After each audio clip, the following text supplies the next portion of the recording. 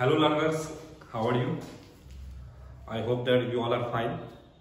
This is Monis again from British Academy. Today I'm going to discuss something new. As yesterday we have discussed about present continuous tense. कल हम लोगों ने discuss किया था, कल हम लोगों ने सीखा था प्रेजेंट कॉन्टिन्यूअस टेंस के बारे में कि प्रेजेंट कॉन्टिन्यूअस टेंस क्या है, कैसे उसके सेंटेंसेस बनाएंगे, किस तरह से। आज थोड़ा आगे बढ़ते हैं। आज हम लोग बात करने जा रहे हैं present perfect tense. Present perfect tense next tense which comes after present continuous tense. Present continuous के बाद हमारा प्रेजेंट परफेक्ट टेंस आता है। आज हम इसकी बात करने जा रहे हैं। चलिए, प्रेजेंट परफेक्ट टेंस है क्या? जब कभी भी हम बताना चाहते हैं कि हमने एक काम कर लिया है, सिंपल ना, इसलिए परफेक्ट आ रहा ना। Perfect means it shows a perfection of work कि काम पूरी तरह से कर लिया गया है। ठीक है, तो हम उसके लिए यूज करते हैं प्रेजेंट परफेक्ट टेंस। अब वो simple I am gonna tell you guys. अभी हम लोग शुरू से पढ़ते आ रहे हैं कि प्रेजेंट परफेक्ट टेंस को कैसे पहचानेंगे, क्या तरीका है। वही हम लोग को पढ़ाया गया था कि वाक्य अंत में चुका है, चुकी है, लिया है, दिया है, सब आते हैं, प्रेजेंट परफेक्ट टेंस होता है। No, I am gonna tell you another different trick कि हमने क्या किया है और क्या नहीं किया है। हमने क्या किया है, क्या नहीं किया है, कौन सा काम किया है, कब किया है, कैसे किया है, कहाँ किया है, उसको बताने के लिए हम यूज करते हैं प्रेजेंट परफेक्ट टेंस का। यही है, जब कभी हमारे सामने इस तरह से सेंटेंसेस आते हैं जहां पे बताते हैं कि हमने एक काम कर लिया है, एक काम नहीं किया है, तो हम लोग यूज करते हैं प्रेजेंट परफेक्ट टेंस का। ठीक है, चलिए, देयर इज अ स्ट्रक्चर। यहाँ पर स्ट्रक्चर है। इस प्रेजेंट परफेक्ट टेंस से सेंटेंसेस को कैसे बनाएंगे? See, subject plus has, have, third form of the verb and then object. अगर हमारा सेंटेंस सिंपल है जिसमें हमें बताना है कि मैंने एक काम या किसी ने एक काम कर लिया है, तो हम ये वाला फॉर्मूला यूज करेंगे, सब्जेक्ट प्लस हैज या फिर have, then third form of the verb and then object. Present perfect tense में हम वर्ब की थर्ड फॉर्म यूज करते हैं। नेक्स्ट, नेगेटिव की बात करते हैं। अब जरूरी नहीं कि हम हर टाइम बस पॉजिटिव बात करें, हम नेगेटिव जहां पे मुझे बताना है कि जैसे मैंने गाली नहीं दी है, मैं बोलूं कि मैंने शर्ट नहीं फाड़ी है। अगर कोई बच्चे बोले कि मैंने लड़ाई नहीं लड़ी है, तो वो नेगेटिव हो गए। अब नेगेटिव सेंटेंस बनाना है, तो नेगेटिव सेंटेंस बनाने के लिए हम यूज करेंगे subject plus has, have, not, then third form of the verb and object. Then after interrogative, जहां पे हम कंफर्म करते हैं कि क्या आपने ऐसा काम किया है, क्या उन्होंने ऐसा काम किया है, क्या वो लोग आ गए, जहां हम कंफर्म कर रहे हैं। तो कंफर्म करने के लिए यूज करते हैं हैज या फिर have, subject, third form of the verb, then object along with question mark. Next, negative interrogative, जहां पे हम कंफर्म कर रहे हैं क्या ऐसा काम उन्होंने नहीं किया है, क्या उन्होंने गाली नहीं दी है, क्या आपने पैसे जमा नहीं किए हैं, जहां पे हम कंफर्म कर रहे हैं कि आपने ऐसा काम नहीं किया है। So we use has और have, has या फिर have, दोनों यूज नहीं करना है। has या फिर have वो मैं आपको बताऊंगा बाद में कहां पे has आएगा, कहां पे have आएगा। has या have, subject, not, third form of the verb and then object. Then after question word, अब जहां पे हम कंफर्म कर रहे हैं, जहां पे हम क्वेश्चन वर्ड यूज करेंगे, जैसे कब, कैसे, कहां, किसने, जैसे what, where, when, how, इस तरह के वर्ड यूज करेंगे, तो उनको हम कहते हैं क्वेश्चन वर्ड। अब अगर इस तरह के वर्ड आते हैं जहां पे बताना है, तो क्वेश्चन वर्ड, हैज या फिर have, subject, third form of the verb and then object. Okay, let's proceed. Now I would like to tell you that where should we use has and where we should use have. कहां पे हमें has use करना है और कहां पे have use करना है।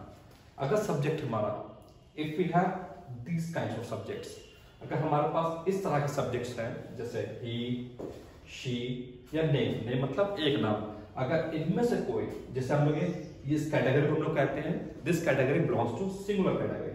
अगर सिंगुलर सब्जेक्ट है he, she, name, इनमें से कोई हमारा सब्जेक्ट है, यानी एक नाम है या he या she है, तो उनके साथ हम यूज करेंगे has। ओके, नेक्स्ट, अगर सब्जेक्ट हमारा है प्लूरल, अगर सब्जेक्ट हमारा है प्लूरल, यानी कि if we have plural category, subject हमारा इनमें से कोई है I, you, we, they, names, मतलब एक से ज्यादा नाम है, तो उनके साथ हम लगाएंगे have. Okay, now let's do some practice, कुछ प्रैक्टिस कर लेते हैं। देयर इज अ सेंटेंस, मैंने किताब पढ़ ली है। अब एक सेंटेंस हमारा है, मैंने किताब पढ़ ली है। अब इसमें सब्जेक्ट क्या हमारा, मैंने इंग्लिश क्या है, कहते हैं आई के साथ क्या आ रहा है, हैव आएगा ना, तो आई हैव और रेड द बुक। अब जैसे पढ़ने की इंग्लिश होती है रीड, बट इसकी थर्ड फॉर्म लिखेंगे रीड, बट इसको हम प्रोनाउंस रेड करेंगे।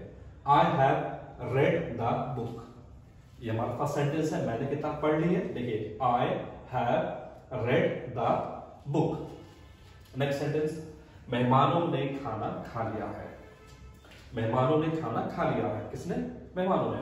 मेहमानों मतलब हम एक से ज्यादा बात कर रहे हैं, एक में है तो मेहमान कहेंगे, एक से ज्यादा है मेहमानों यानी कि ऑब्वियसली दे आर प्लूरल। अब ये हमारा प्लूरल हो गया, तो मेहमान को इंग्लिश में कहते हैं गेस्ट, एक से ज्यादा है तो guest have taken the food. मेहमानों ने खाना खा लिया है, गेस्ट एक से ज्यादा है तो गेस्ट। अब यहां पर आएगा हैव, प्लूरल के साथ हैव आता है, guest have taken the food. Next, bank manager ने उत्तर नहीं दिया है, किसने, बैंक मैनेजर ने।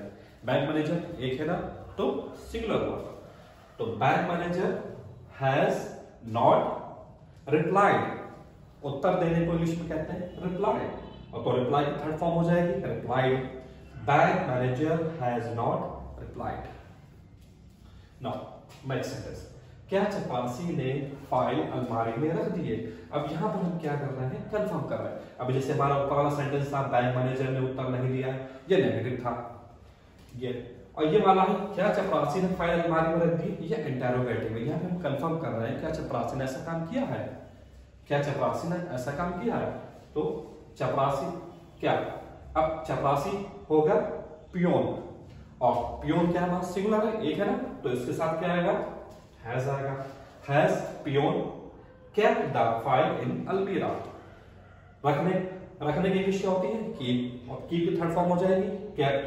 अलमारी में इंग्लिश में कहते हैं अलमीरा, so has peon kept the file in अलमीरा।